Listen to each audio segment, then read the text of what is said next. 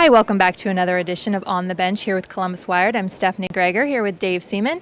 We haven't been with you since the trade deadline, and a little bit to talk about since then. The Blue Jackets had a road trip, Canada swing, and now they're back. I wanted to talk a little bit about Jack Johnson that we acquired since then. What do you think of his play so far? It's been a world of difference. Oh. It's made the Blue Jackets that much better, for two reasons. Number one, the virus, the cancer of Jeff Carter is no longer in the locker room. And I mean, you can say what you want. He asked for a trade. He didn't ask for a trade. He's not here anymore. Right. That has opened up a spot. In bringing Jack Johnson in, he's been teamed with James Wisniewski, and the two of them, what I like about them is they both have a swagger to each other. And, it's like you were saying after the game, Jack Johnson is very mellow, very low-key. I mean, I call him very SoCal. He played in L.A., so that's to be expected. But he expects to win. He doesn't like to lose. And I think the most important thing is he sees the potential of this team. Mm-hmm. He absolutely does. And I talked to him a little bit in the locker room, and he's happy to be here. He was, he's happy to play with Wiz. He really, really enjoys actually playing with Wiz. That was one of the things that he said, liked his style, liked his attitude. So them on a line is great. Obviously, Wiz out with concussion-like symptoms. Not a good thing. There's a lot of injuries. Man games lost as we went into the Chicago game was 338. Talk about that a little bit. Rick Nash says it happens with every team. So does Jack Johnson said the same thing.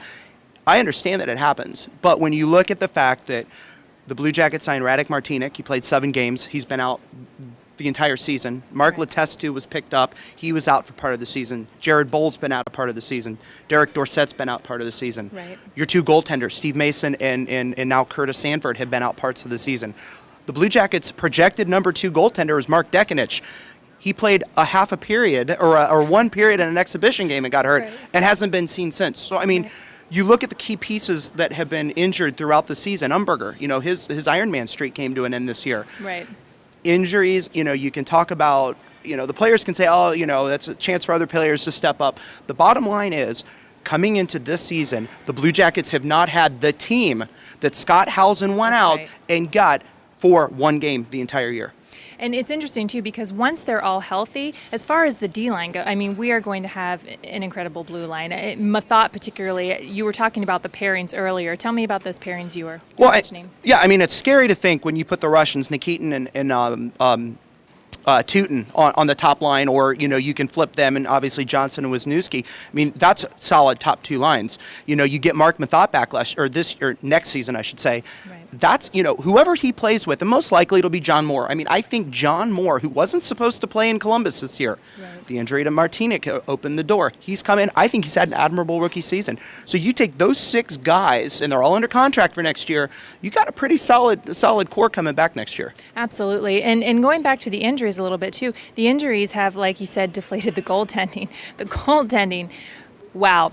First of all, with injuries, you're talking about a real lack of depth in goaltending. The Chicago game was an interesting one. Mason had 3 quick goals on him in the first period. And who do you put in at that point? And the question was asked, did you ever even consider taking Steve Mason out? Coach Richards, no. Who's he going to put in? I mean, Alan York, which would be okay. I mean, York's had a decent showing when he's been in. But goaltending?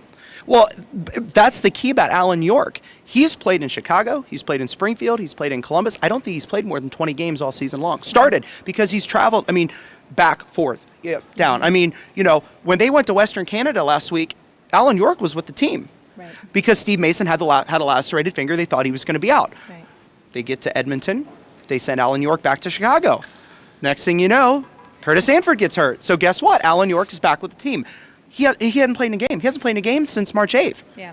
So, I mean, you don't have depth. There's talk right now that Ty Conklin, he's a former Blue Jacket, actually. He's on waivers, re-entry waivers with the Red Wings. Hey, it's 9 games. Why not? Not only help yourself out, but maybe throw a little dig at the Red Wings. Well, yeah, and just get a little depth in there. I mean, it's when you've only really got Steve Mason and that's it. For the rest of the season. For the rest of the season. Even if it is only 9 games, it's still, that's a tough pill to swallow. And Mason's play, even though it's picked up, obviously against the Blackhawks, he did not have one of his better games. But it's definitely one of those things where now you're kind of thinking, are they going to bring him back next season or are they not, as we're winding down. So. Well, they got him the bigger pads. Apparently Steve Mason was the only goaltender in the National Hockey League, or Ian Clark was the only goaltending coach, or the Columbus Blue Jackets were the only team in the National Hockey League that didn't realize the goaltender can have bigger pads than what Steve Mason had. Since he's changed, he's had a 4-game winning streak. It's the longest winning streak he's had, at least this year, probably going back last year, maybe back to his rookie year. So, the big question is now he's given management, he's playing to his potential again. Yeah. He had a shootout win, Saturday or Sunday night in Calgary. I still think that in order for the Columbus Blue Jackets to be a successful pro hockey team, you have to get a number one goaltender, and Steve Mason is not a number one goaltender. Yeah, I absolutely agree. You need depth and you need a number one goaltender, and I think you're right. I don't think that Steve Mason is that for this team. Right. Now, if someone else can take him on and turn him into that number one goaltender, all the better, but that's not what the Blue Jackets need. They need someone to come in and be their number one. And remember, he's under contract for another year. Yeah. So, keep him around. Sign a number one goaltender. You've got money to spend with the moves that the Blue Jackets made. If Rick Nash gets traded, it could be for a number one goaltender. It could be for picks. You can trade picks for a goaltender. The name Corey Schneider from Vancouver keeps coming up. You've got options. You got to look at all of them. But you cannot ride Steve Mason for another year. Absolutely not. Absolutely not. And we'll go into that pick in just a second. I want to talk a little bit. You mentioned John Moore's play, and so let's just talk real quick about the play of the younger guys. Ryan Johansson has been amazing. Actually, I had pulled some stats on him. He's number 14 right now in individual rookie scoring leaders with 9 goals. He has 19 points. Talk just real quick about your take on the younger players. Well, as far as Ryan Johansson's concerned, I'm happy with the fact that he's finally playing his natural position. And that's been the biggest thing all year. The season's lost. The team was mathematically eliminated 2 weeks ago. It's over. You're playing for the future. Ryan Johansson was drafted as a center. He had 100 points last year in junior as a center. He needs to be playing that position. Mm-hmm. He's been playing pretty well. Again, you're playing on the third and fourth line, so it's not like you're playing with Rick Nash and Vinny Prospel. You remember you're playing with Derek Dorsett and Colton Gillies or whoever. You're playing with third and fourth line guys, not scorers. But he's been able to create offense, and I think that that's important. Cam Atkinson, he got the game-winning goal in the shootout against Calgary. He's been playing very well. He's a guy who's gonna make this team out of camp next year. He almost made the team out of camp this year. David Savard has been up and down. He's been very solid when he's been in the lineup. Overall, you're seeing solid play from these young kids, and this is the time to put them in and let it see what happens. I talked to Jack Johnson in the locker room after the Blackhawks game, and I asked him, what are you guys playing for as you move through these games? Are you playing for pride, or are you playing as a spoiler role? And he said every game is different. They're picking. It depends on which game they're in.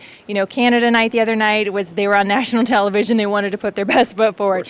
Some of the teams that they do want to play the spoiler role, and sometimes it is obviously for pride and personal pride all the time. But there is another thing that they could be playing for, and that's the number one pick coming up. So talk a little bit about that. Fail for Nail. That's what it's all about. And, we're, of course, talking about Nail Yakupov. He is the projected number one draft pick, in this year's entry draft or the summer's entry draft. 2 things to keep in mind, okay? Just because you finish with the least amount of points in the National Hockey League doesn't mean you automatically get the number one draft pick. You have to win the lottery. Now, mind you, you have a 48 or 49% chance of winning that lottery or that draft pick, but let's be honest, the Blue Jackets have never won. They've always lost. They've always moved down. You have to look at that. And, of course, there's a conspiracy theory like the Cleveland Cavaliers who got LeBron James at number 1. We all know that was probably may or may not have been rigged. Pittsburgh got Crosby. I think that if the Blue Jackets end up with the worst record in the league, I think it's a pretty safe bet to say they're going to get the number 1 pick. Now, the question is, does Scott Housen keep it? That's the number 1 pick. Yeah. And there's been rumors going around in Canada saying, hey, you know what?